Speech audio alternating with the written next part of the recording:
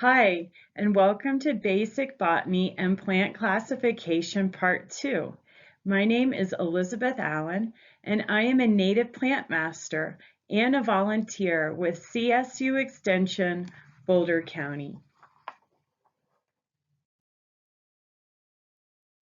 Before we get started, I would like to emphasize that this is Part 2 of a class. If this information is new to you, I sincerely recommend that you review Part 1 before continuing. Here you can find the handouts for Part 1 and a new handout for Part 2. Please take a minute and open those in another tab or print them, or be aware that they are there for future reference. The mission of the Colorado Native Plant Master Program is to educate the public about native plants in order to foster stewardship, sustainable landscaping, and management of weeds that threaten native ecosystems. To find out more about the Colorado Native Plant Master Program, or to find out how to become a Colorado Native Plant Master, please follow the URL that is featured on your screen.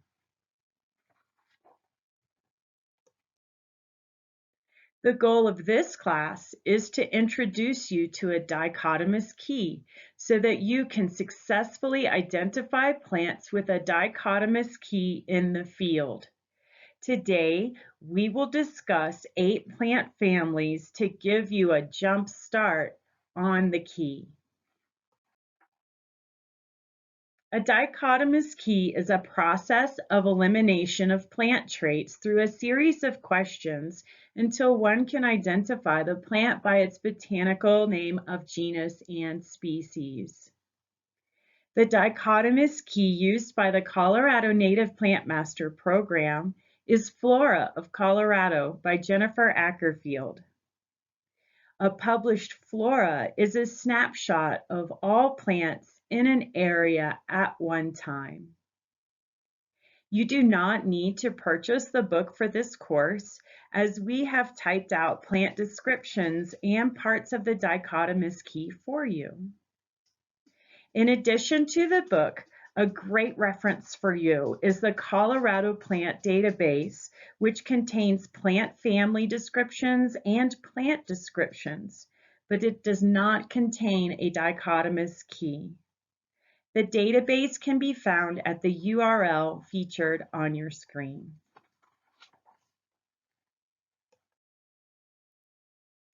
Flora of Colorado lists over 3,000 plants, and 84% of those plants are native. The 3,000 plants are organized into 143 plant families, with the Asteraceae or daisy family being the largest plant family with 562 members. These are the plant families that we will discuss for the basic botany class. In part 1, we went over the Brassicaceae or mustard family and the Salicaceae or willow family. But today we will go over those, we will review those, as well as learning 8 more families. First, we will review the leaves and flowers. Since in part 1 we discussed that morphology is the study of the shapes and forms of plants. Morphology gives us the language for classification.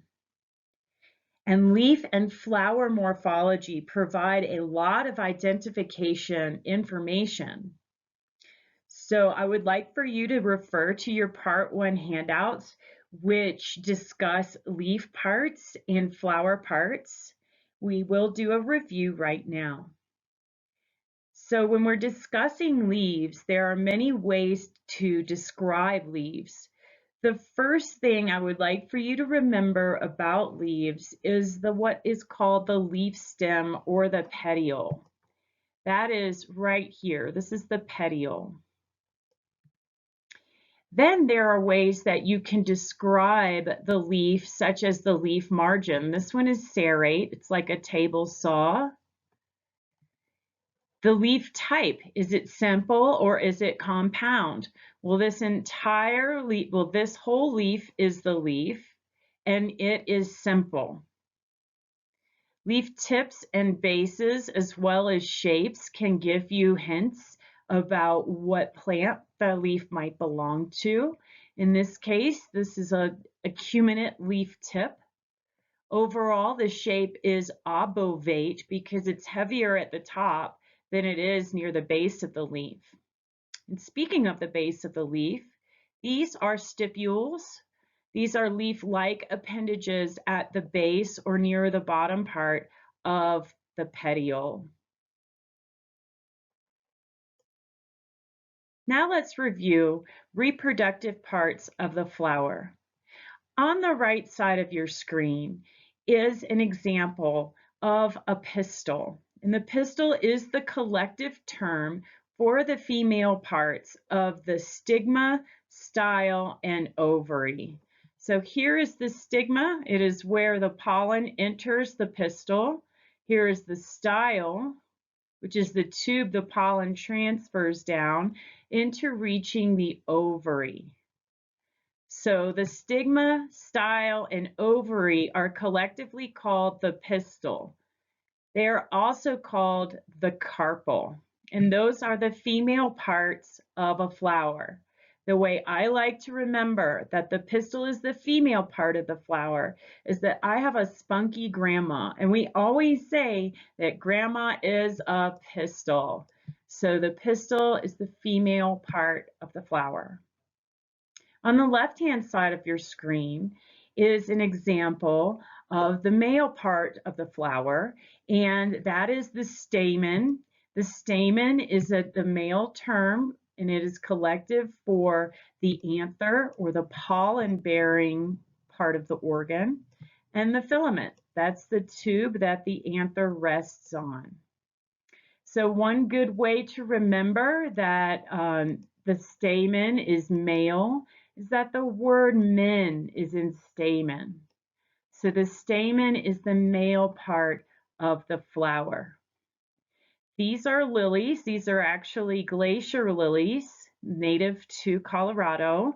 And in these lilies, you see that the male and the female parts are both present in the flower.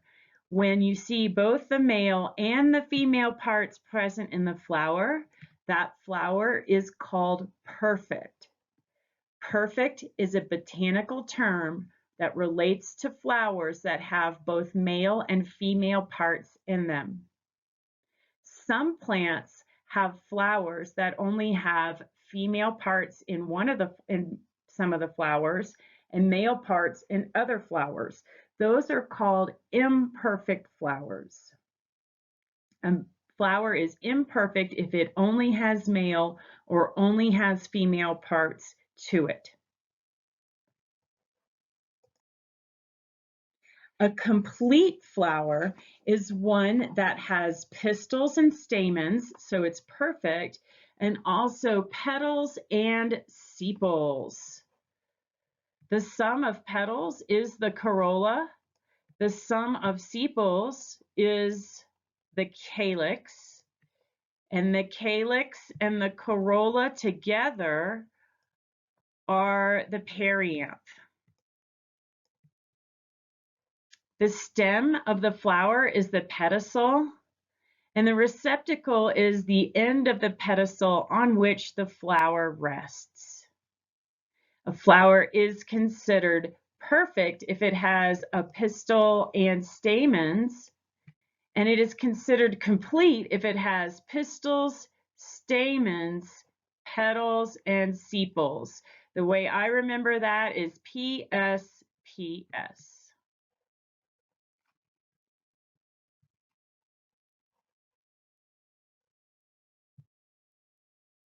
Another thing to remember about flowers is their symmetry. Flora of Colorado refers to symmetry as either actinomorphic or zygomorphic. Actinomorphic means that it has radial symmetry, meaning that you can divide the plant by a line running through the center, fold it in half, the flower, fold it in half, and those halves would be mirror images of each other. That is radial symmetry. Bilateral symmetry means that you can really only draw a line from top to bottom of the flower, fold it in half, and get a mirror image. If you were to draw the line through the center from any other points, you would not have a mirror image of the halves. So radial symmetry in Flora of Colorado is referred to as actinomorphic, and bilateral symmetry in Flora of Colorado is considered zygomorphic. So now that we've done some reviews of morphological terms, let's revisit the first family that we read a botanical description about in part 1, and that is the Brassicaceae or mustard family.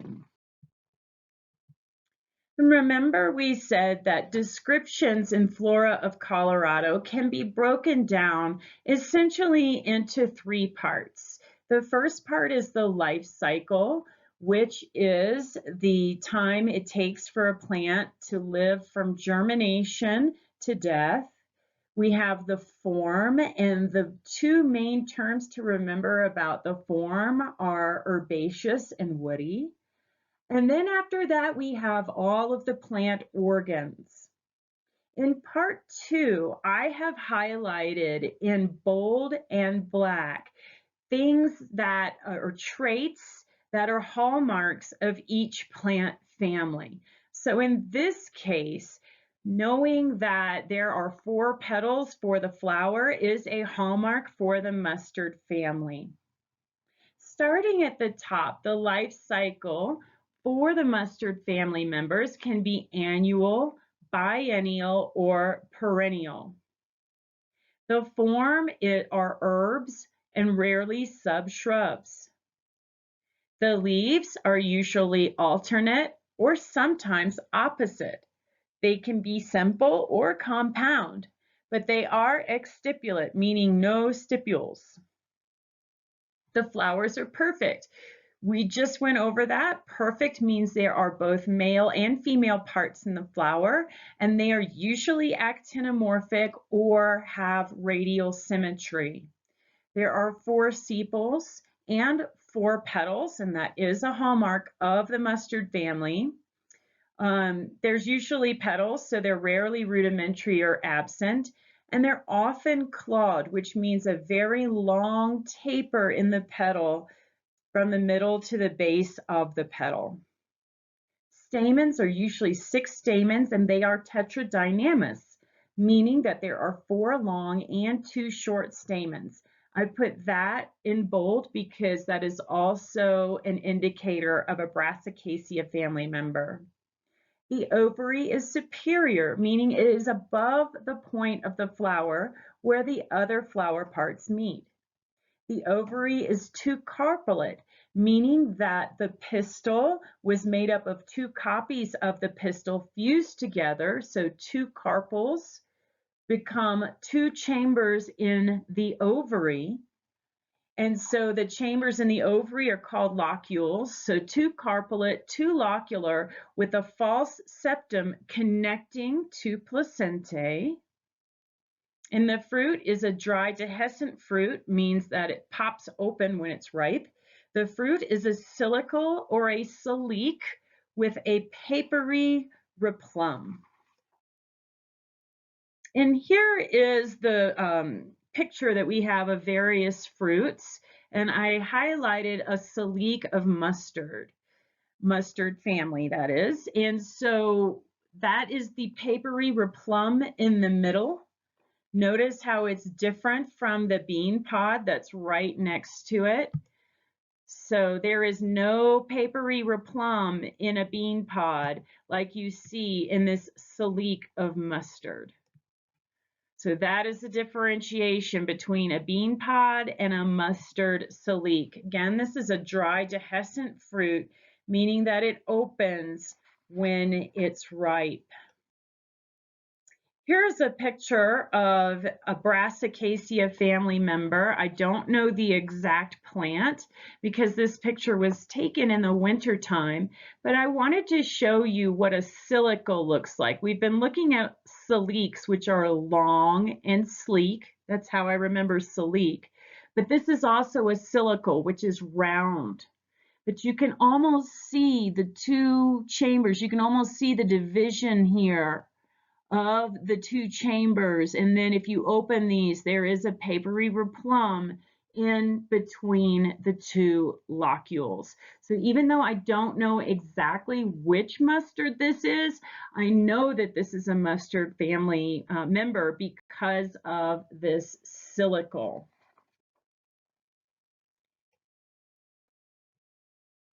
Now, mustard family members are great plants to grow in Colorado, especially at higher altitudes. And I want to mention that several plant families featured today have been in human cultivation for hundreds, if not thousands of years.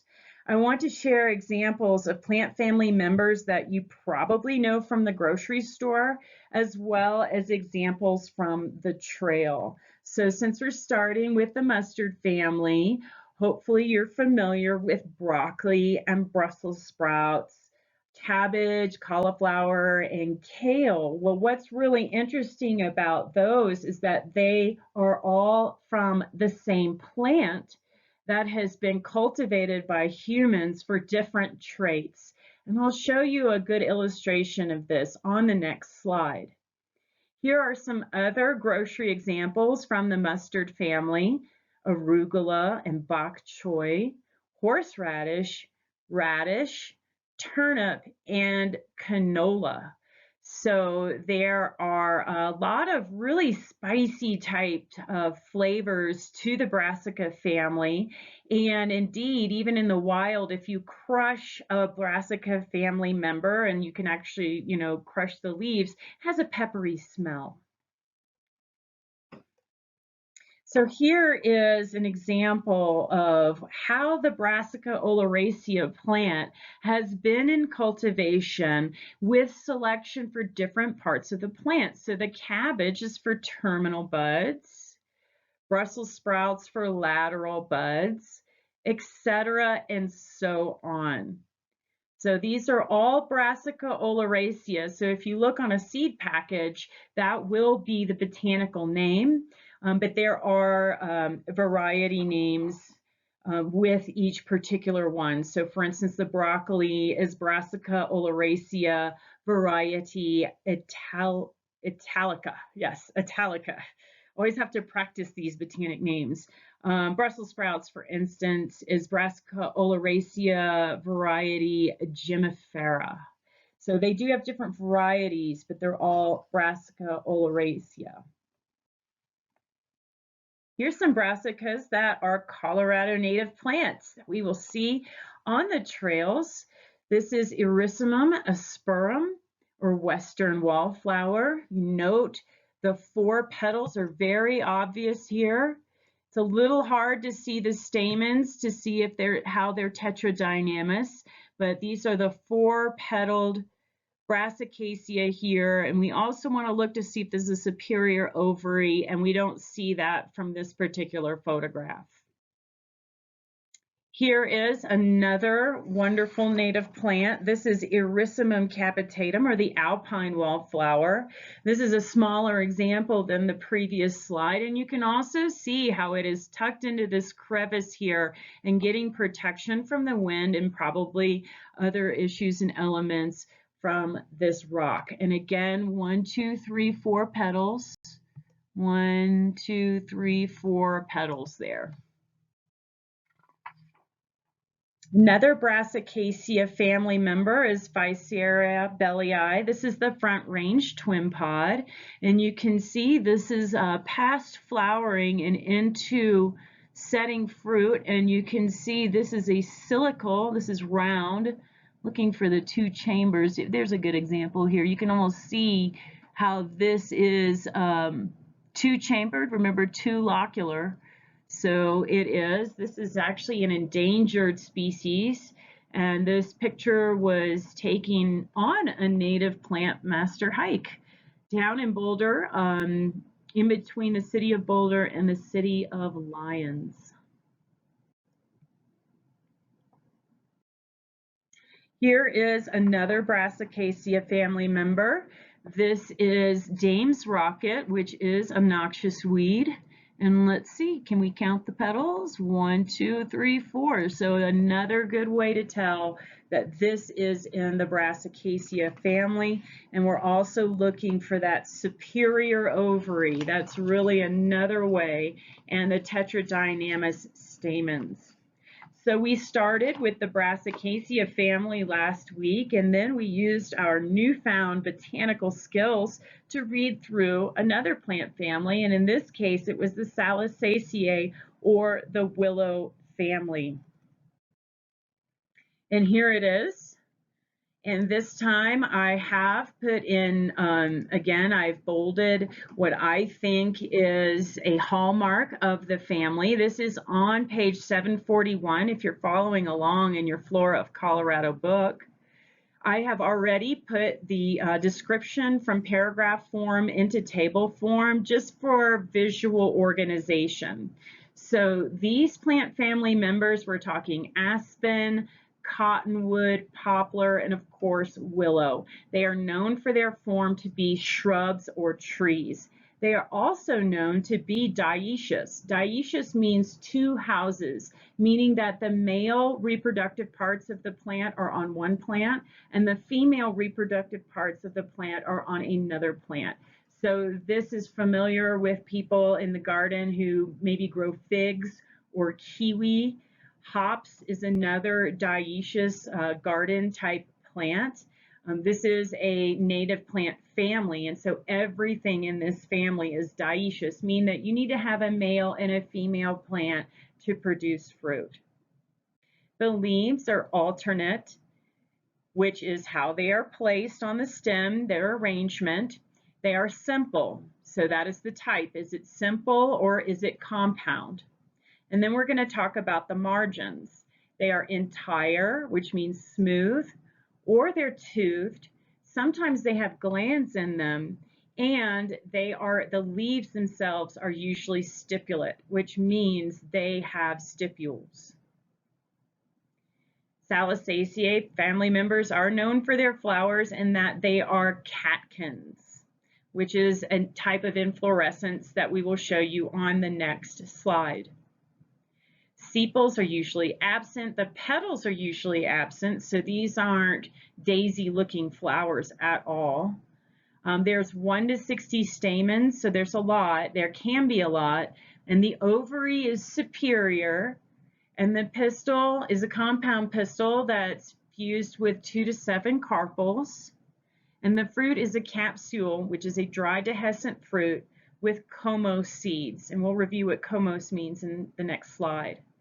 This information at the bottom of your screen here in bold and black here is something that I want to add to the Acker field description. So when it comes to the Salicaceae family, I also want to emphasize that these plants are usually found near water and their roots are seeking water. So be aware of that if you are thinking of planting an aspen or a poplar or a cottonwood in your yard. Just be aware that those roots will seek out water. So these are some of the terms that we learned last week with the Salicaceae family. We can see the catkin here is a heavily stacked inflorescence, and it's a very dense spike. This is the male flower. This is the female flower. And so that they are imperfect because they do not contain male and female in one flower. They are separate, so they are imperfect, and they are on different plants, which means this species is dioecious. And again, every family member in this family is dioecious. So that's the catkin. We did talk about nectaries, so sometimes the sepals can evolve and become nectaries, and this is at the base of a pistil. Remember, the pistil has the stigma, the style, and the ovary, and these are nectaries. And just skipping over to comos, I want to emphasize that there are occasionally what we call false cognates with botany, meaning that something can mean one thing in botany and a different thing in another field. So comos is with a coma, and in botany, a coma is a tufted halo at one end. And cottonwoods are very famous for this. It's what causes their name of cottonwood. That is the coma that allows the seed to be windborne. And here's a great picture of aspen doing what they do best, so beautiful in the fall. Now we're going to talk about the rose family. The rose family was entered into the taxonomic record by Carl Linnaeus, and that is why his name is featured here. I will not read the entire family description to you, but I will point out the highlighted aspects for which this family is known. It is known for its flowers, that they have what's called a hypanthium, and we will talk about what a hypanthium is in the next slide. They usually have 5 sepals and 5 petals per flower. That is a hallmark of the rose family. Also, rose flowers are known for having numerous stamens. I sometimes call it the crown of stamens. There's a lot of them in the roses. The ovary can be inferior or superior, but the fruit is what this family is also known for.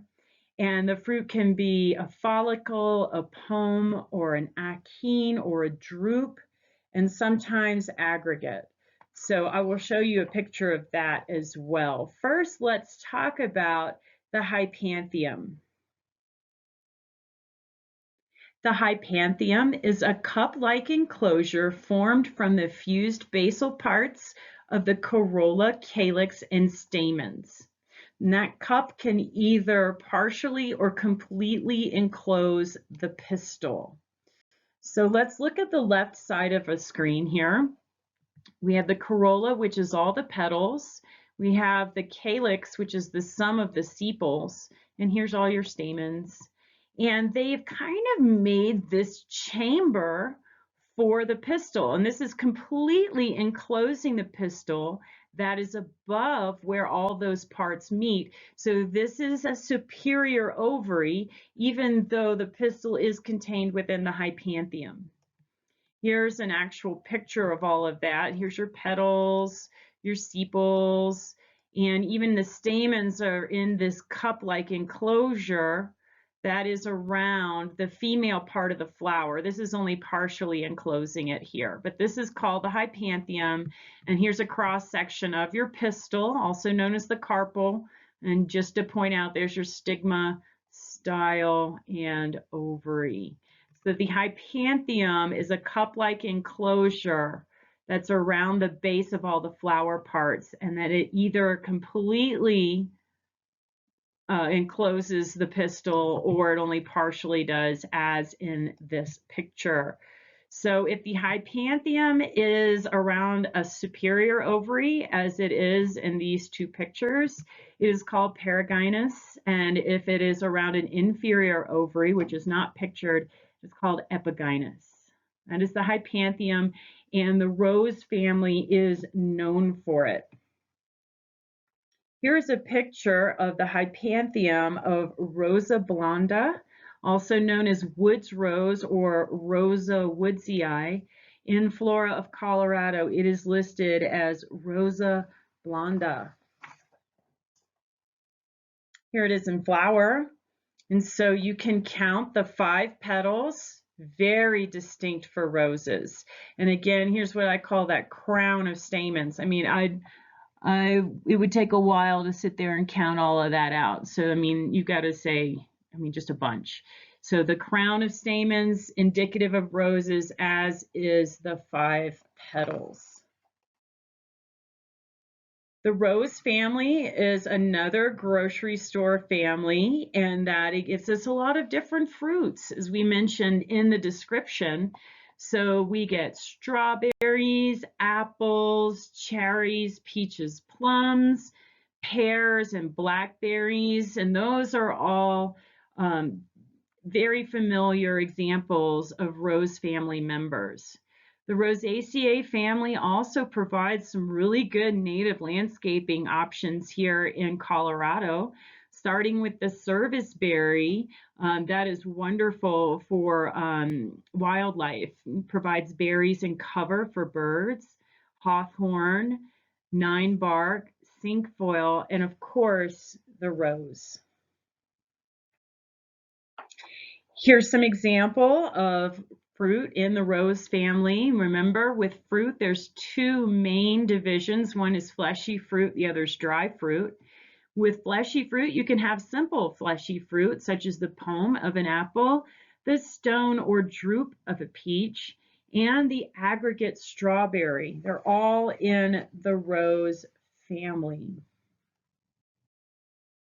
Here is a great example of a rose family member flower.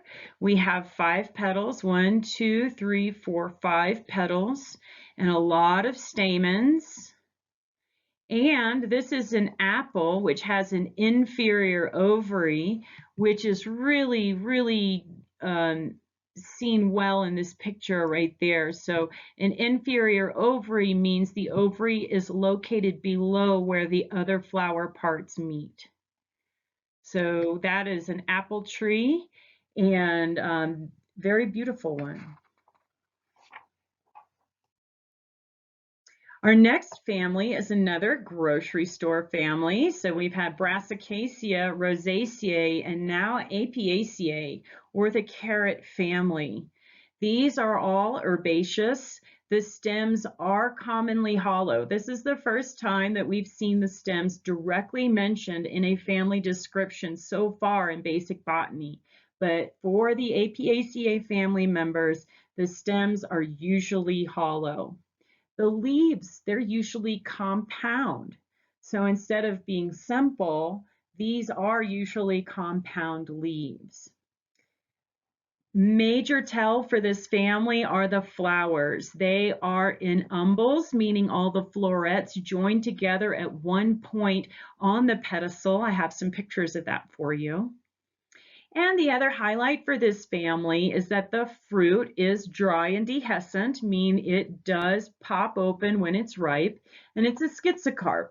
And it's composed of 2 parts, and that is the direction and description of how they face each other in that family description.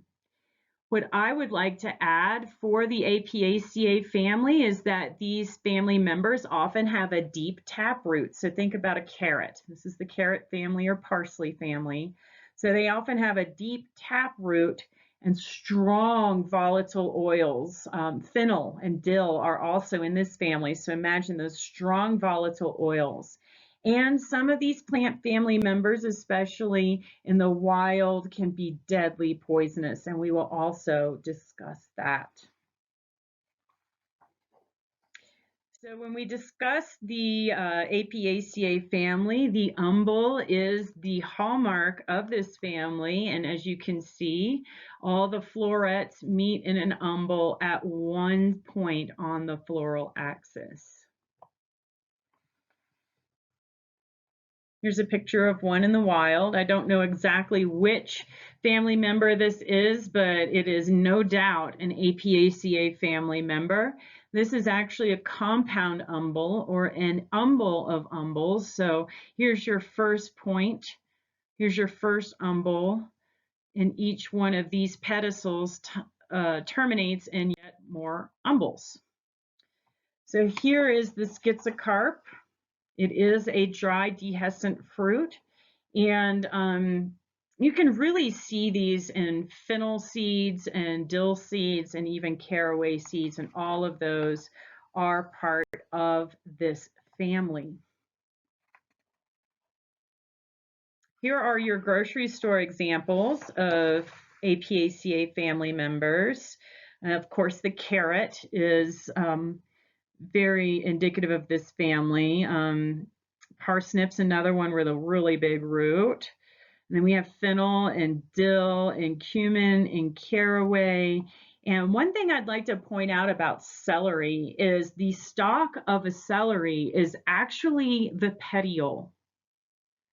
One more time, the stalk of the celery is actually the petiole or the leaf stem of the celery plant that has been in cultivation and bred for bigger and bigger leaf stems until we eat those petioles and call it celery. So I think that's a very interesting example of economic horticulture.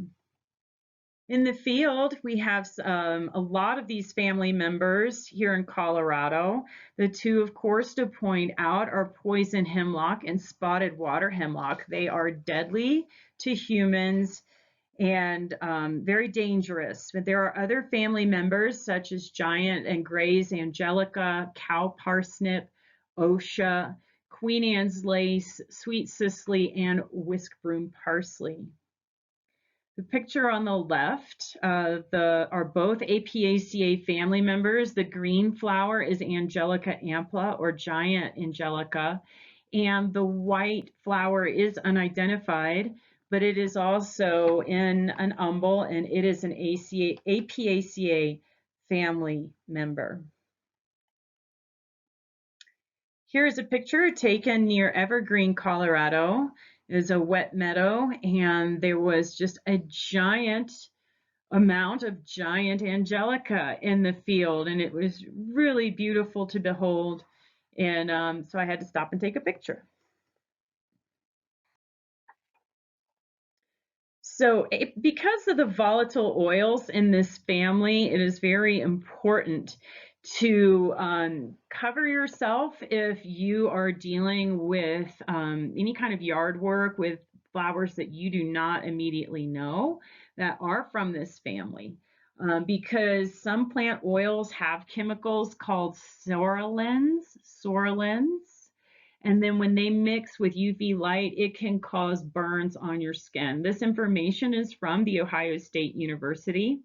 And there's a picture of someone who had wild parsnip on their arm, and combined with sunlight, that's the kind of pain that people will be in. So sap from the wild parsnip and giant hogweed can cause this problem. But some people are also somewhat allergic to celery family members. So I would say at any point, if you are clearing any kind of unknown Apiaceae family from a ditch or something, please wear protective clothing, including long sleeves, long pants, and covered or shoes, covered toe shoes, not flip-flops.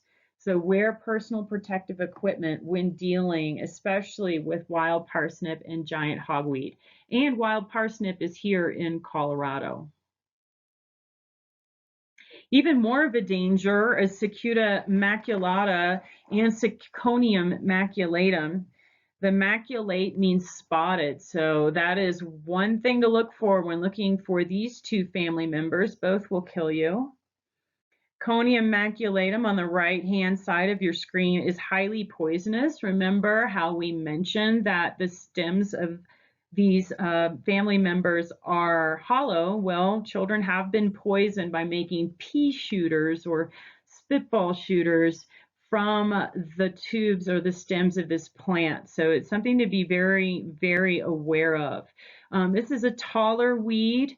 It can get up to 9 feet tall, so it can be, roughly 1.5 feet, 6 feet tall, 9 feet tall in some areas.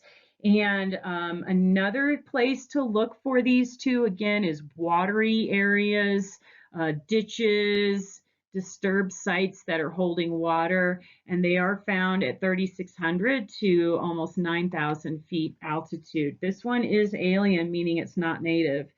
Cicuta maculata on the left side of your screen. This one is native. Again, you can kind of see the purple parts of the stem right here at this joint of the stems. There's some purple parts here. On this, that's purple. That's the maculatum. That's the spotted part. Here's the umbel of umbels here. This one over here on conium.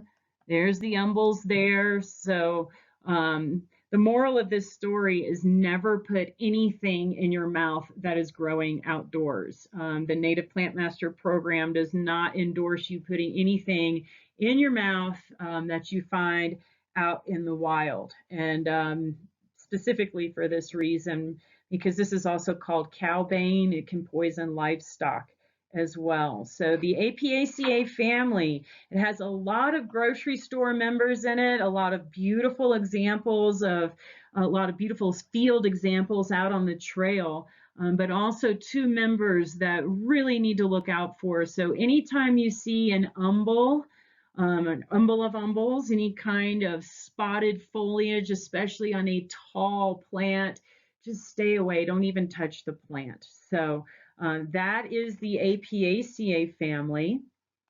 Another grocery store family that we're going to talk about is the Fabaceae family. The Fabaceae family is known as the bean or the pea family. I want to add that in addition to herbs, shrubs, or trees, these can be vines. By the way, if you would like to follow along with us, this is on page 350 of Flora of Colorado. The flowers are very well known in this family. We will discuss that. This is a great example of bilateral symmetry. This and the Plantaginaceae family have excellent zygomorphic symmetry for most of the members. The petals for the flower, there are 5, and they are in an arrangement that is called the banner, the wing, and the keel. We'll talk more about that. And the fruit is a legume. So the legume is a dry dehiscent fruit. We just, the bean pod, we looked at that when we looked at the mustard salique. So some other stuff to know about this family. It's a very fascinating family.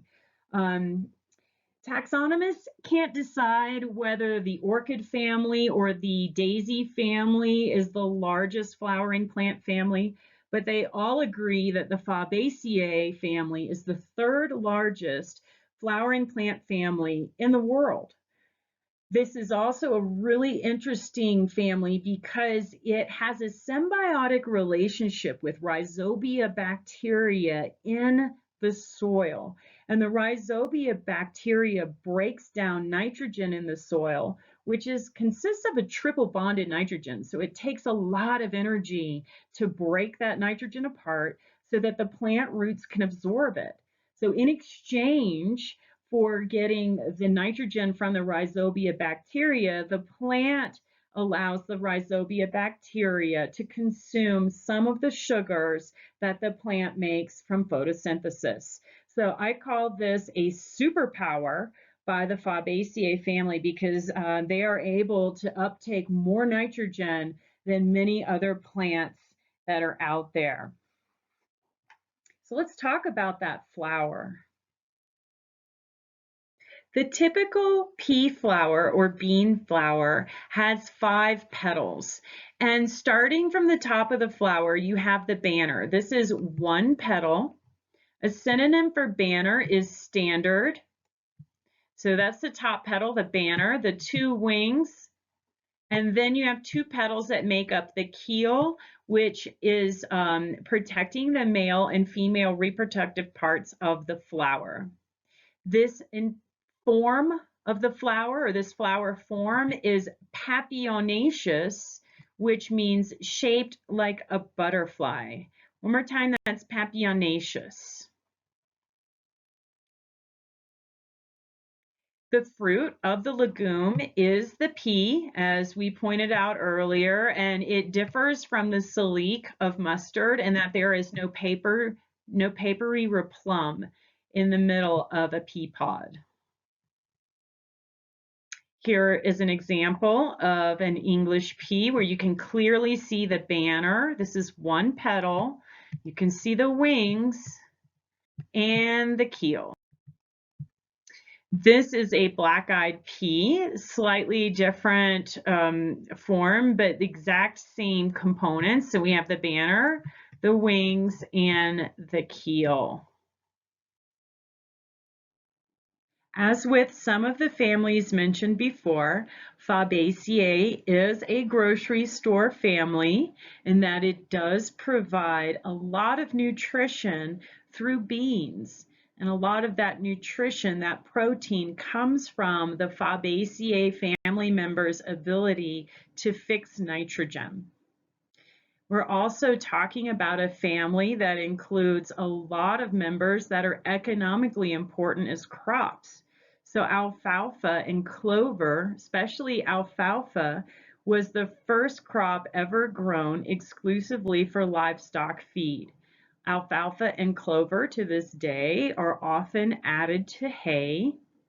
We also have peanuts and soybeans in this family. Some Fabaceae family members out in the field in Colorado include golden banner and silvery lupine. The loco weeds are also in the Fabaceae family, with Rocky Mountain loco weed on the left and Lambert's loco weed on the right. Yet another superpower for Fabaceae is that some family members are able to extract certain minerals from the soil. In the case with loco weed, its barium and selenium are extracted from the soil and put into the plant tissues by the plant. And sometimes when livestock eats this plant that has barium or selenium in it, it causes problems with the livestock. They stumble, they shake their heads back and forth, and generally they go crazy. And so that's why these plants are called loco weeds. Medicago sativa and Mellolotus officinale, alfalfa and yellow sweet clover in this picture here. And then you have red clover on the right. These are members of the Fabaceae family, and yes, the flowers have the hallmark banner, wing, and keel. Here's a close-up. We have red clover on the left, white clover on the right. On the left, I'll point out, here's the banner.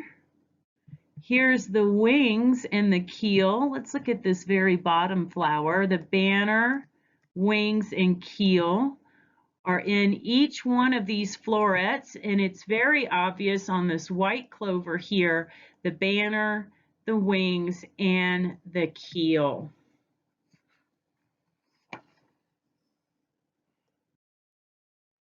So a new family, the Plantaginaceae family, the plantain family. We are looking at this family particularly because of one genus, and that is Penstemon. Penstemon is the largest genus endemic to North America, meaning it's found only in North America, and it's a very large group of plants, and chances are you will encounter them on a native plant master hike. So that's why we're talking about them today. In black and highlighted, the flowers are zygomorphic along with the Fabaceae family flowers. These exhibit bilateral symmetry. Another trait of the plantain family, as well as Penstemon, is that there are 4 fertile and 1 sterile stamens. So that makes 5 stamens Penstemon, and one of those stamens is sterile. So we're going to look at that. Here's the flower symmetry slide again, and these are bilateral or zygomorphic flowers. In fact, this example is a blue Georgia penstemon. Here is a penstemon that grows in Colorado, the one-sided penstemon. This is in the foothills area. And on the right, it's not exactly a Penstemon segundiflorus, but it is almost the same color.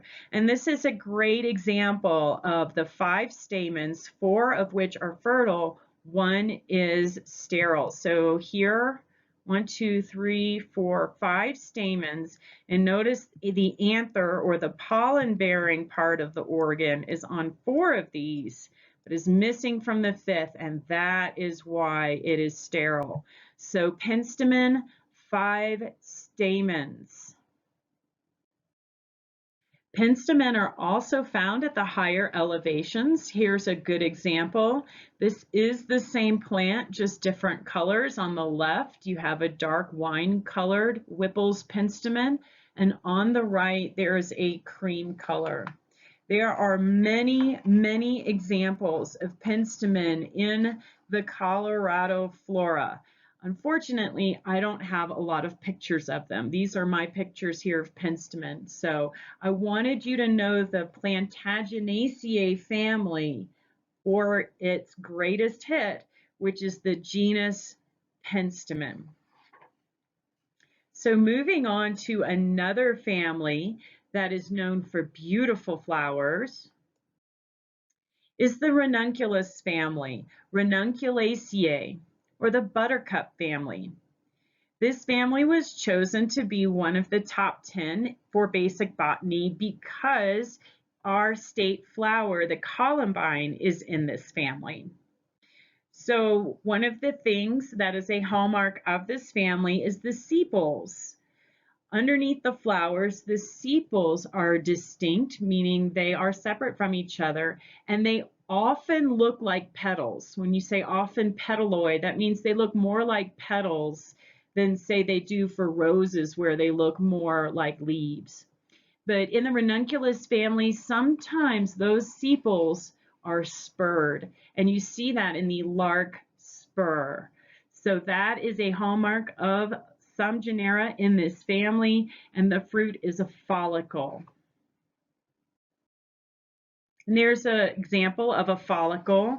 Larkspur have follicles like that, as do columbine. So that's a dry dehiscent fruit, meaning it does open when it's ripe. Genera is the plural of genus, and some famous genera in this family include monkshood, which are poisonous, and we will show you pictures of that. The anemone, Aquilegia columbine, Caltha, which is the marsh marigold, Clematis or Clematis, Delphinium, which is the larkspur we just mentioned, Ranunculus, which is buttercup, and Thalactrum, which is meadow rue. There are more genera in this family, but these are some that are commonly encountered in Colorado. This plant family has many members that are under cultivation for landscape purposes. So this is a landscape anemone, or Anemone sylvestris. This is a spring blooming anemone. Here is a cultivated pasque flower. So the Latin name here is Pulsatilla vulgaris. In flora of Colorado, the pasque flower that is native and wild is referred to as an anemone. On your right is the Jackmani clematis, which is by far the most famous clematis that is in cultivation. There is also a native clematis. Here is the larkspur, Delphinium natalianum. This was taken down in the foothills area of Colorado, and I want to point out to you the spurred sepals are evident here. That is the spur here. This is almost a profile of the bud, the floral bud. So that is the spurred sepal that we will also see on the columbine. On the right of your screen is Thalactrum findlarii, or Findler's meadow rue. I personally call this false columbine because the leaves look like columbine leaves, but there's no flowers. Here is monkshood. It comes in the colors purple on the right and white on the left. This is a poisonous plant, so become familiar with this one as well. Almost looks like those spurs are on the purple monkshood in a way, but not as pronounced as on the larkspur.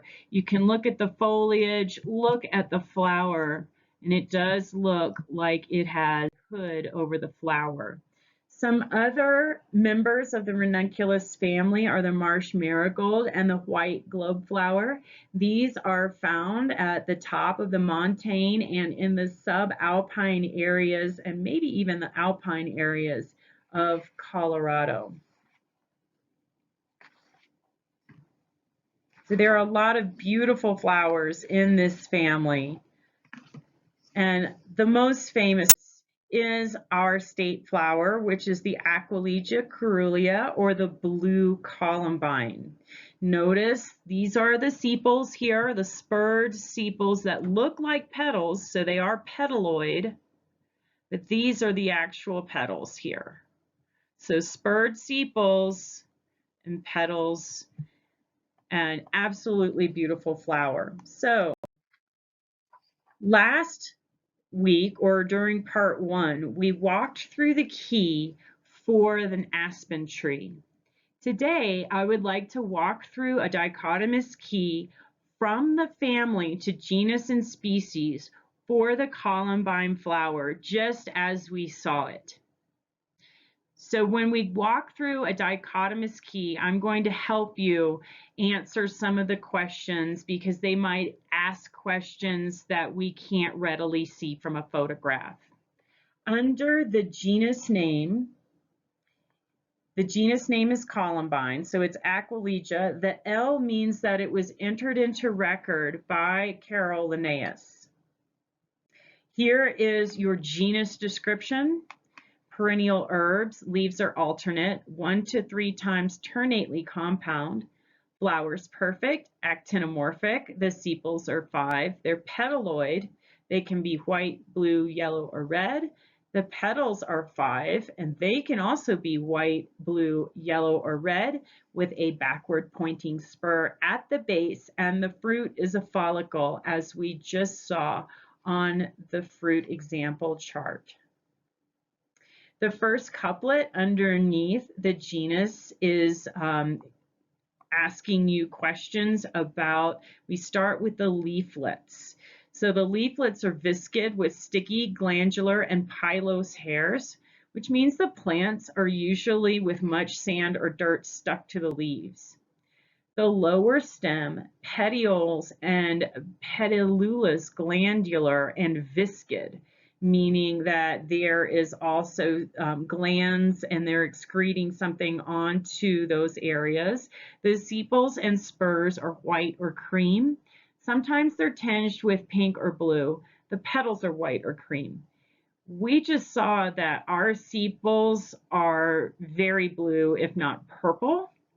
So they're not tinged with blue, they are blue. So I'm going to pass on 1A. Let's look at 1B. The leaflets are glabrous, which means smooth, or occasionally pilose. The lower stem petioles and petiolulas are glabrous or pilose, or sometimes with glandular and viscid hairs. Sepals and spurs are white, blue, pink, yellow, or red. The petals are yellow, white, or cream. We're going to go with that because our sepals are blue. So let's just put a check mark there. Tells us to go to 2. So for 2A, the sepals and spurs are yellow, red, or pink, and the petals are yellow or cream. Nope, ours are blue. The sepals and spurs are white or blue. The petals white or cream. So we're going to go to couplet 5. That's my attempt at a check mark there.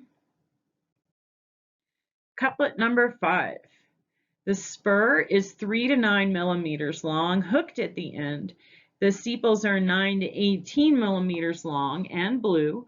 The petals are 7 to 10 millimeters long, with the follicles 7 to 10 millimeters long, with a 3 to 5 millimeter long beak.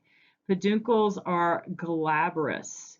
That would be Aquilegia saxomontana. All that stuff seems kind of small. seems pretty small, because what you're saying is that the spur is a centimeter long, and the spurs that we saw were much bigger. Without reading the whole line on 5B, I can tell you just from measurement that that is our plant. So since we have terminated after the points of ellipsis with an actual genus and species name, that means we have come to the end of the key for this plant.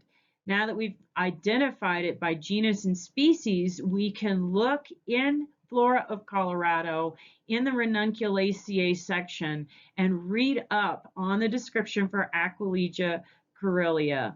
And that was entered into the taxonomy by Edwin James, and it is our beautiful Colorado blue columbine.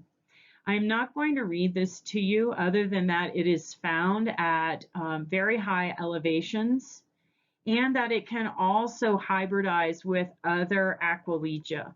A lot of times you will see often in one garden that some Aquilegia will hybridize with others and colors will change, and it's actually kind of interesting to see. So that's what that information is about different varieties. So congratulations, we made it through the dichotomous key for Aquilegia caerulea, and that is on Ackerfield, page 706 to 707, by the way.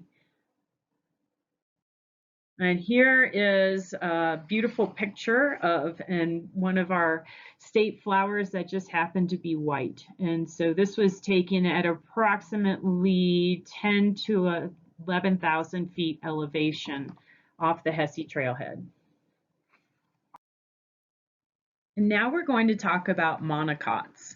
Monocots are grasses or grass-like plants that have parallel venation in their leaves, and when they flower in parts of 3.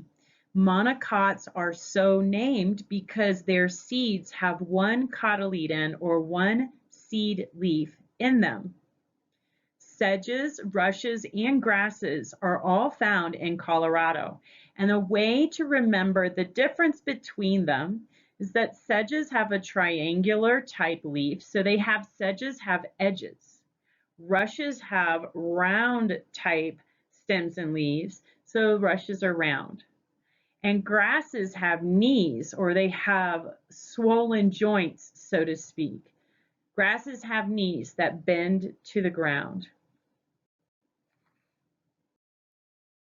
A quick review of evolution of the plant kingdom members, or the evolution on land of plant kingdom members, starts in 500 million years ago with hornworts. Then plants developed actual vessels and then developed the ability to reproduce with seeds. The newest plant in the evolutionary sense for the plant kingdom are angiosperms. Those are flowering plants that encase their seeds within a fruit. Angiosperms can be further divided into monocots or dicots. Up until now, for part 2 of basic botany, we have been talking about dicots. But now it's time to discuss monocots. Monocots make up approximately 1/3 of the angiosperms, and dicots make about 2/3 of the taxa that is attributed to angiosperms. Taxa, again, is a plant listing. Monocots, one cotyledon, one seed leaf. They usually are grasses or grass-like plants that have strap-like leaves and parallel venation. And again, they flower in parts of 3. So when we talk about monocots, here are some Colorado monocot plant families. We have the sedge family, Cypraceae, the lily family, Liliaceae, the rush family, Juncaceae, the iris family, Iridaceae, and the grass family, Poaceae. Some of the world's most difficult weeds and some of the world's oldest crops are monocots.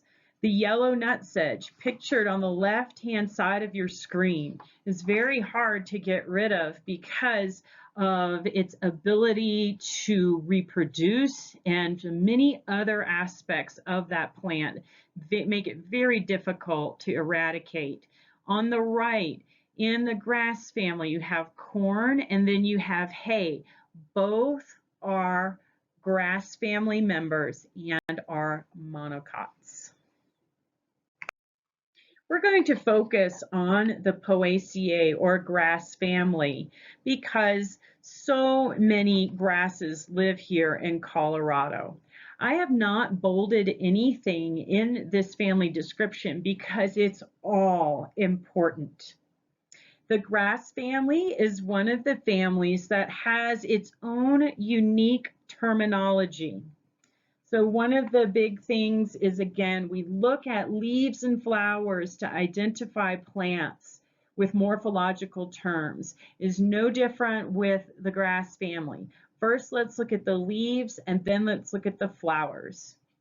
The leaves are alternate, linear, and usually entire. That means the margins are smooth.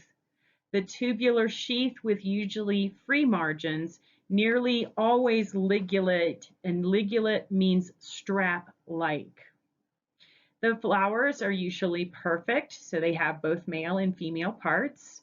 They're aggregated into spikelets, with each spikelet having one or more florets.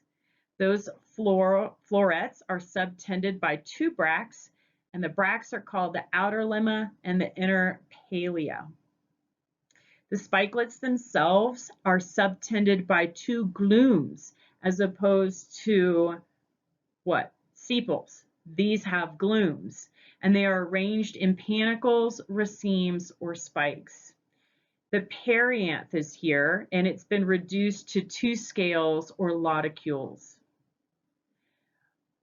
Any number of stamens, 2 to 3, 4, or 6, one pistil, a superior ovary. It has one carpel, and the fruit is a caryopsis.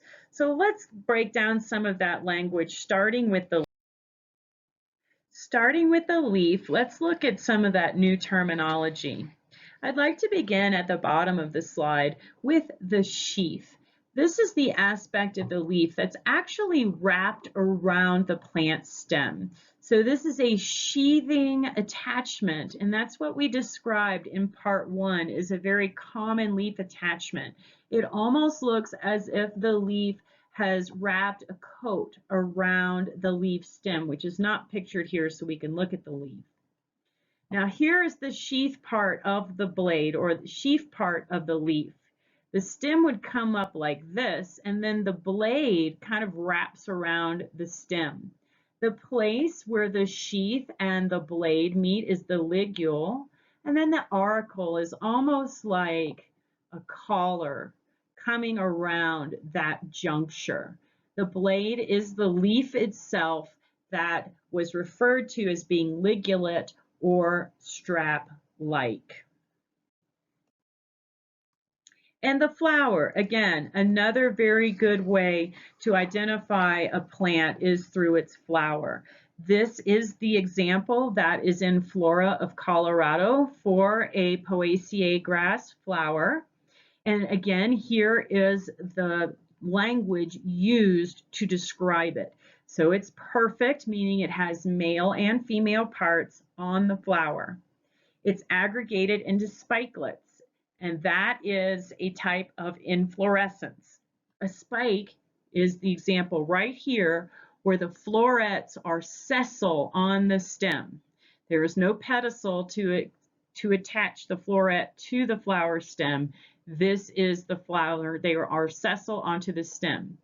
So the spikelet is an inflorescence that can have one or two more florets, and the florets are subtended by two bracts called the outer lemma, here's the lemma, or the inner palea. The spikelet, the entire spikelet, is subtended by two glooms, and it can be arranged in a raceme, a panicle, or a spike. So again, that is new language for grass leaves and grass flowers. Here is the example of the fruit is dry and indehiscent. It does not open when it's ripe. Here's an example of corn. Remember, corn is technically a grass, and that is the kernel of the corn is botanically called the caryopsis. So Poaceae, the grass family, has new language for the leaves, new language for the flowers, and the caryopsis is the fruit. Study of grasses and of monocots is associated with weed science. And weed science is of great interest to crop science, rangeland management, turf grass management, and ecology. And that's where the Native Plant Master program comes in. We are interested in ecology and learning about weeds that threaten those native ecosystems. So noxious weeds are alien plants that are designated by the Colorado legislature as weeds that cause damage to crops, rangeland, or ecosystems. And you can find out a lot about noxious weeds, native plants, alien plants, all that terminology by taking more Native Plant Master courses and also by looking up the Colorado Weed Management Association's website, and all of this information is there for you. Every so often they publish a book that you see here, The Noxious Weeds of Colorado. It's currently in the 13th edition, although that changes often. So please check out www.cwma.org to find out more about Colorado noxious weeds and how they are classified. Here are some noxious monocots. Some of these are really nasty. Of course, goat grass is not going to be fun. Downy brome, this is cheatgrass. This is not a good grass, gets everywhere. Johnson grass, just another pain. I don't know how else to describe it. So these are noxious weeds, and they are in the grass family. Remember, mostly, there are some in the Cyperaceae family, but remember that study of monocot is of great interest to people in crops, people in turf grass management, people who manage livestock, and folks interested in ecology. Here are some good grasses. And when I was doing research for this presentation, I found out that Colorado has a state grass, and it is the blue grama grass here. It grows in all the places that people live, so it's a wonderful native landscape grass to add to your landscape palette. All of these grasses here are for landscape use at high altitude. For more information about Colorado native grasses for all life zone landscape use, please go to this URL featured on your screen. So remember, sedges have edges, rushes are round, and grasses have knees that bend to the ground. This is talking about the stems. Another evolutionary group of plants that has its own terminology are the gymnosperms. Gymnosperms only make up 0.3% of the taxa in the plant kingdom. However, they are very important to us here in Colorado, both economically and ecologically. There are 3 plant families in Colorado that are gymnosperms. That is the Cupressaceae, or the juniper family, the Ephedraceae, which is the ephedra family, and the Pinaceae, which includes firs, pines, spruces, and the Douglas fir. Here's the description for the pine family as printed in Flora of Colorado. Want to point out in the title here, anytime you see this configuration of a name with the word X and then another name, the person who is the last person named has entered the record into taxonomy. However, this botanist did it by using this botanist's work. So the last person named is the one who is considered as the current authority of entering that description into the taxonomy. This is, again, a rather small or light description. The form is evergreen trees. The leaves are linear or acicular, and they're often fascicled or bundled. I have a picture of that for you. I'm not going to read out the entire description of the staminate and pistillate cones, but the thing to remember is that the staminate or male cones are not the woody cones. The female cones or the pistillate cones are woody. So here's the conifer leaf type. Again, with the Pinaceae, here's the description. The leaves are linear or acicular and often fascicled. So here's a linear shape and single needles also for the pine and bundled needles. We'll see how that applies to different species. Here's a fascicle. So you have several, it looks like 2 needles, pine needles, that are bundled together and fascicled.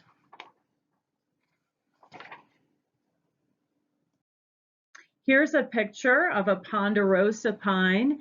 The male cones on the left, see how they are not woody, and the pistillate cone, the female cone, on the right.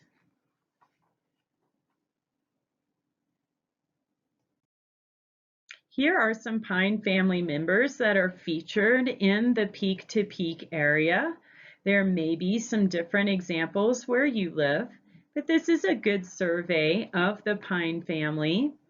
You have 4 different genera that are important. You have the fir, the pine, the spruce, and the Douglas fir. Douglas fir is different than these firs here. And the way you can tell the difference is that for the subalpine fir that is found in Boulder County and the Peak to Peak area, the needles are soft, so you can actually stroke them. So that's called friendly fir. They don't hurt when you touch them. And most notably, the cones point upward. So for the subalpine fir, here in the Boulder County area of the Front Range, you're looking for a tree that has cones that point upwards and that the needles are not spiky to the touch.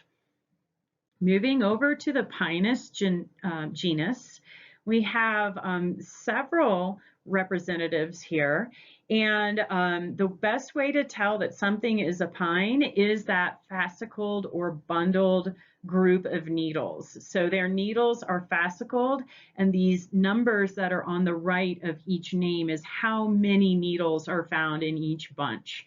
So the ponderosa pine, 2 to 3, the limber pine and the bristlecone pines are 5, and the lodgepole pine is 2.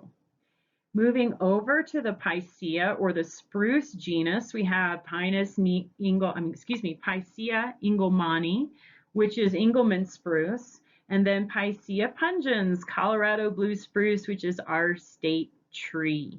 The easiest way to tell that these are spruce is that they have very stiff needles with sharp points, and the cones point down.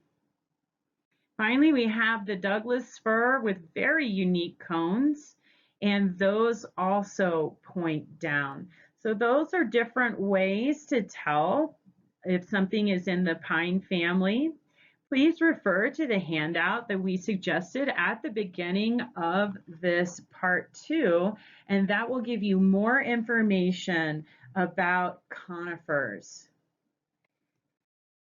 So here's a word about Colorado life zones. Colorado has approximately 5 different life zones that are divided by precipitation, elevation, and are often named by the dominant plant communities found there. The pine family provides many backbones for these communities. One pine that we didn't mention on the previous slide was Pinus edulis, or the pinyon pine, which when mixed with juniper makes up the pinyon juniper woodlands that are found in between and also the plains and the grassland and also in the foothills. So, but also ponderosa pine is found in the foothills. And you can see how many other pine family members are dominant in our various ecosystems and life zones. So again, even though gymnosperms only make up 0.3% of the taxa worldwide, gymnosperms, conifers, and especially pines are very important to Colorado ecosystems and economy. Once again, our state tree is the Colorado blue spruce, Picea pungens. Here it is in full form. Beautiful cones, beautiful shape, and of course the new growth is a nice blue color. In the wild, you can see this plant really does look more green than blue.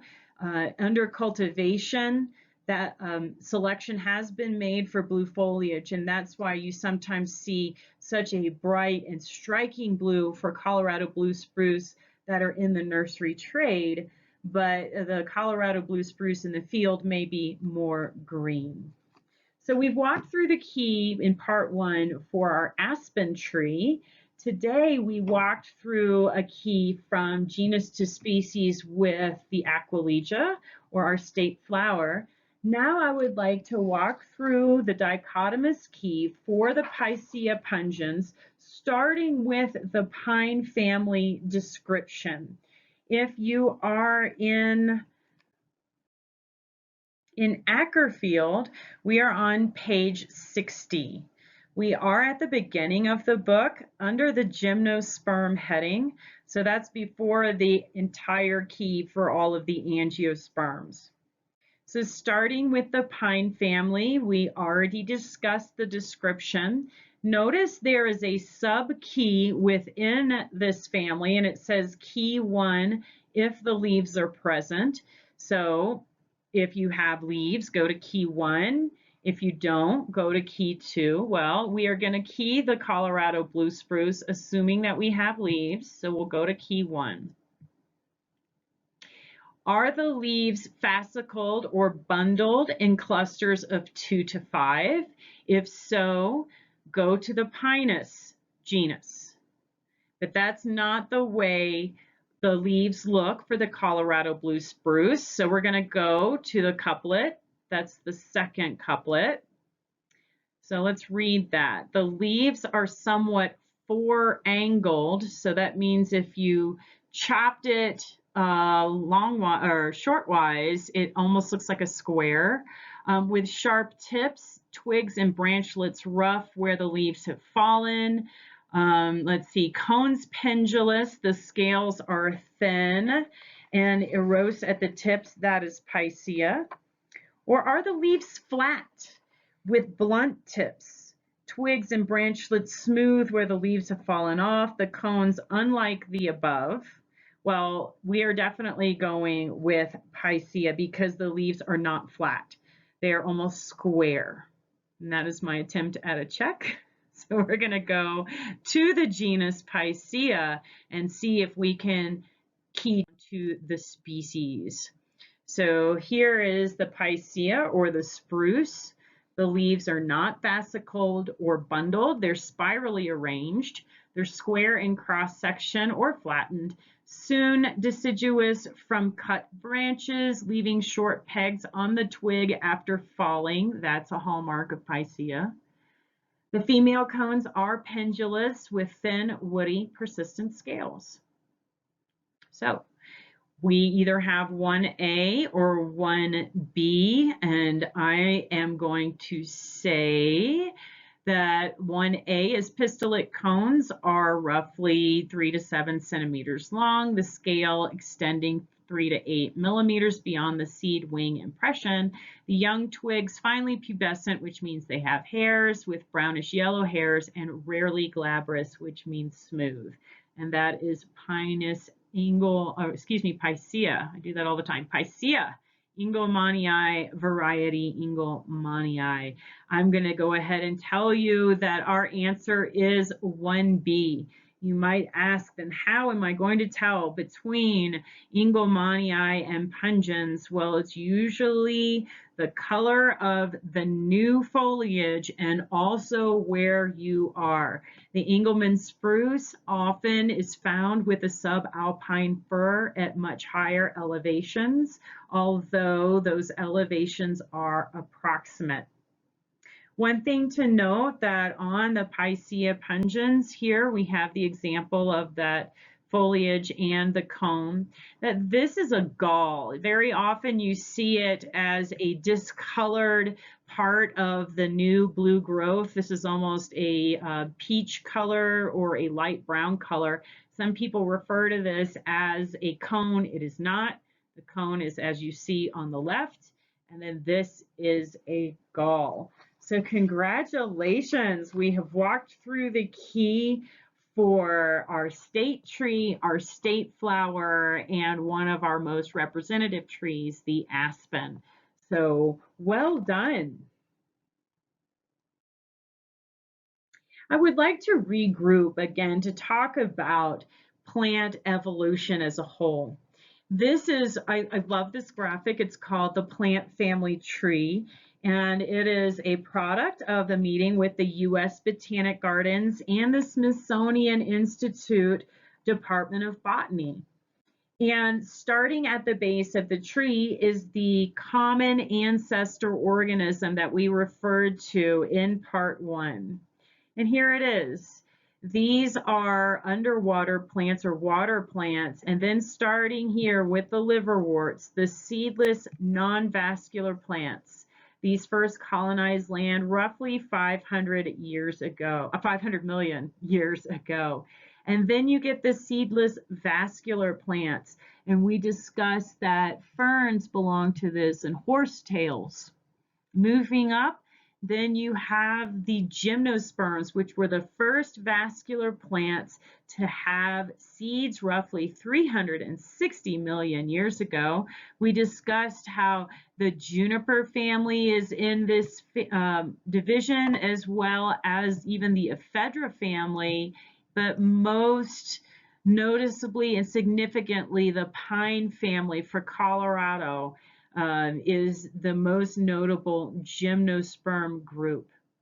Then we move the rest of this tree. If you can just see, the rest of this tree is angiosperms, or plants that flower and encase their seeds in fruit.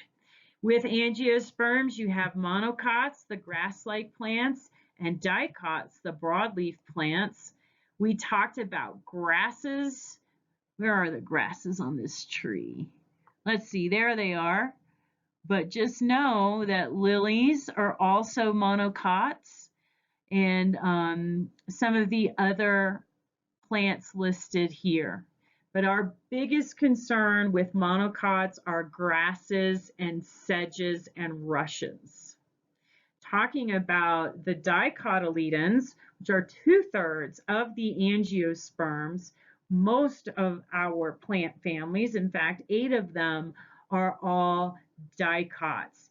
As this tree is branching, so to speak, each of these species are becoming more and more evolved. They are more evolutionarily complex. And so we've talked about things like the bean family that can fix nitrogen, and those are here on the edge of this graphic here. So that means they are highly, highly evolved.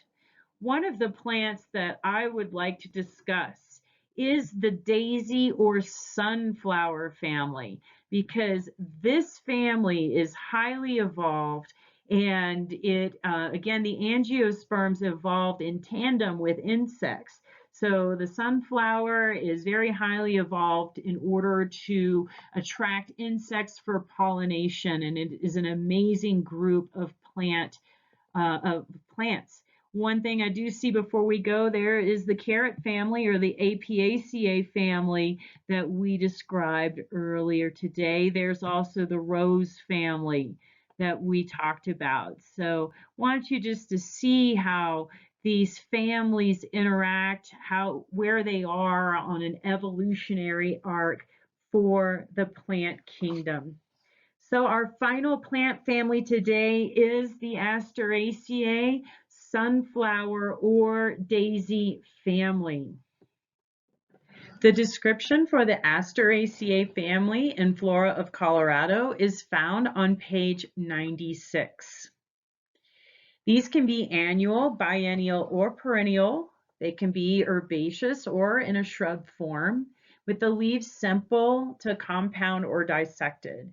The hallmark of this family is the flower, and the flower is an inflorescence, and the inflorescence is, this type is a head.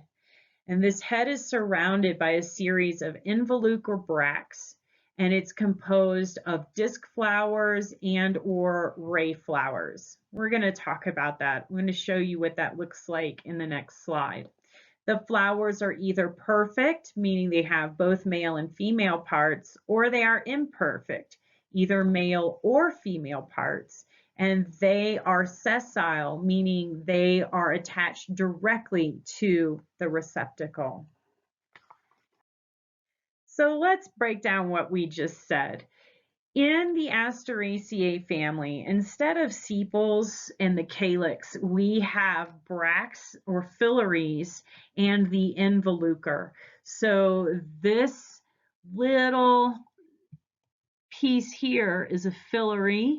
It's also called a bract.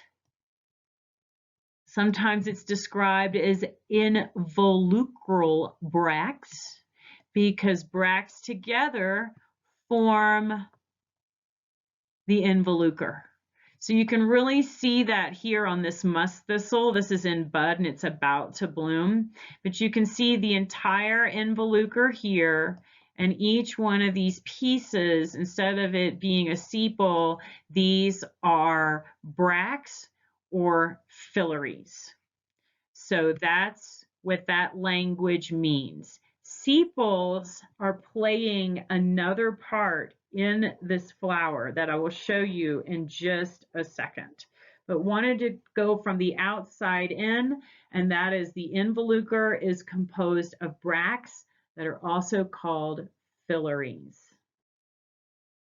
Now, there are two types of flowers within the composite head. You have disc flowers and you have ray flowers, and you have different groupings of those. So on the left of your screen is the common tansy, and these contain only disc flowers. And one thing you can immediately notice is that the tansy just doesn't seem to have any petals. And that's what you might say if you don't know that these are disc flowers and ray flowers. So it does look like a sunflower with no petals, but what that really means is that it only has disc flowers. And a flower that only has disc flowers is called a discoid flower. In the middle, you have a fleabane. This looks like your more traditional daisy with the center, and then what we would have before called the petals, but now we know these are ray flowers. So the disc flowers are in the head here in the middle, and then these are all flowers too. So these are all separate flowers. What we might have called petals are all ray flowers. So when you have a flower that contains disc flowers in the middle and ray flowers on the margins or the edge, that is a radiate head. So we talked about discoid head only having disc flowers and no ray flowers. We're talking about a radiate head having disc flowers and ray flowers. Now, there are certain members of this family that only have ray flowers. This example here is a dandelion. Thistles are also really good examples of Asteraceae family members with ray flowers only. So let's recap that. Here is the language from the Flora of Colorado description. So an Asteraceae inflorescence can be one of three things. First of all, it is a head surrounded by involucre bracts, and it can be only composed of disc flowers, the discoid head. It can have ray flowers and disc flowers, the radiate head, or it can have only ray flowers, which are also strap-like or ligulate. So these are called ligulate heads. This is why this family is so evolutionarily complex, because it has these two different types of flowers arranged in three different ways. So let's view some diagrams of the disc and ray flowers. On the upper left-hand side of your screen is a cutaway of an Asteraceae inflorescence. At the base is a receptacle, and the disc flowers are sessile to the receptacle. If this were a sunflower, this would be the dark center part of the sunflower. And this would be the yellow part, and these are ray flowers here. They're not petals, they're ligulate flowers. Also wanted to point out the involucre bracts, also known as the filaries. That's the green part around the inflorescence. On the right-hand side of your screen is an example of a disc flower and a ray flower. Both are constructed in a similar way. You have the stigma, the style, and the ovary as you would with female parts, but the male parts have surrounded the style and fused together. In the disc flower, that is the aspect of the flower. The corolla has evolved and actually become a little bit smaller, but remember, corolla is the sum of the petals. So where did those sepals go? Well, the sepals evolved into pappus around the ovary. So it's a modified calyx. So there's these little pappus, which is like hairs. And if you look on the bottom left-hand part of your screen, here they are, subtending the ovary. And as with morphology, there's a description for every way that pappus attaches to the ovary. So for the Asteraceae, the corolla and the calyx are now found on the individual disc flowers as opposed to the entire inflorescence. And the entire inflorescence is subtended by the involucre bracts. Going back to the right-hand side of your screen, you can see that the main difference between the disc flower and the ray flower is that ligule, that strap-like appendage that makes it a ray flower, and I colored it yellow to indicate that's what it would look like on a sunflower. Now that we've seen a cross-section of an Asteraceae inflorescence and have looked at diagrams and the difference between disc flowers and ray flowers, let's revisit how they are arranged on different types of inflorescence.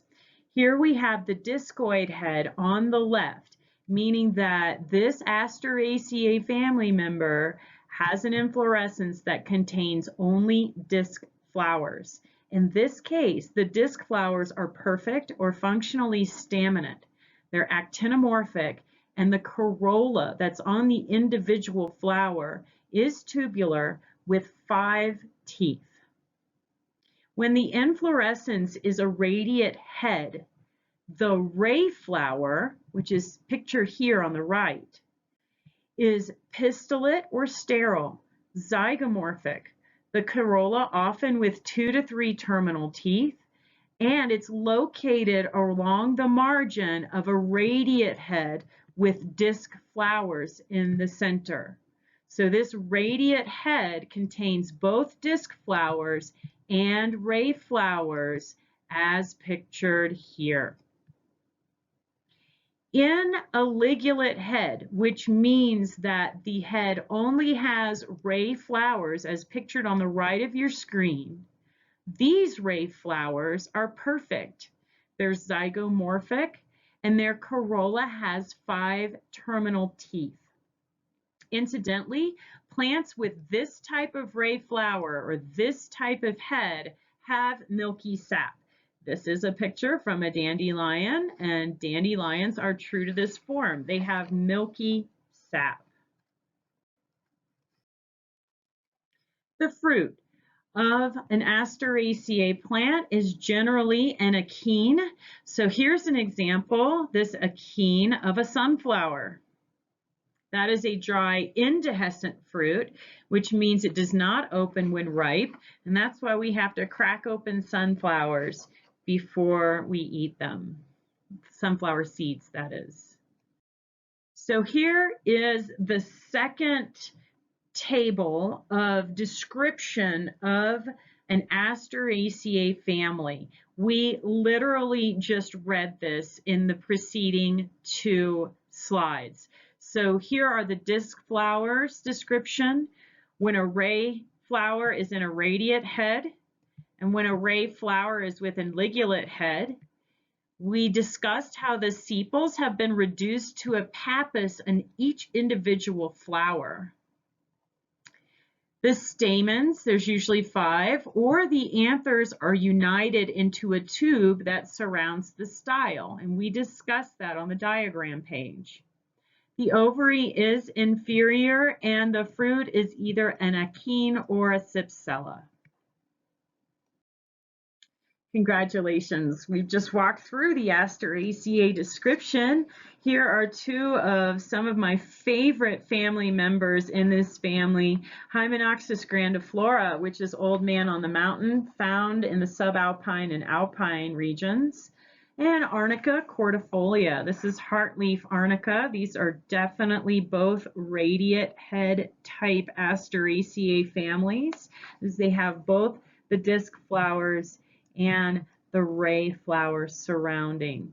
Again, this family is the largest flowering plant family in Colorado and also North America. Worldwide, there is an argument that the orchid family or Orchidaceae is the largest flowering family, and taxonomists go back and forth between Orchidaceae and Asteraceae. So these are the 10 families that we have gone through for Native Plant Master Basic Botany, starting with Apiaceae and going to Salicaceae. Congratulations. Choosing only 10 plant families to present in basic botany was somewhat difficult. As I was going through my pictures to give plant family examples, I found pictures of these plant families. So I wanted to share them with you so that you can study them on your own time, either with the Flora of Colorado book or the Colorado Plant Database. Capricaceae is the capers family. Crassulaceae, the stonecrop family. Gentianaceae, or the gentian family. Hydrophiliaceae, waterleaf. Lamiaceae, mint. Liliaceae, the lily family. Onograceae, the evening primrose family. Orobanchaceae, the broomrape family. The Indian paintbrush, or Castanea genus, is within the Orobanchaceae family. Primulaceae, or the primrose family. Polymonaceae, the phlox family. And the Polygonaceae, buckwheat family. Again, there are many more plant families in Colorado, but these are wonderful families to get you started studying native plants and to study families that you will probably discover in your Native Plant Master courses. I want to thank you for being with me today to discuss botany.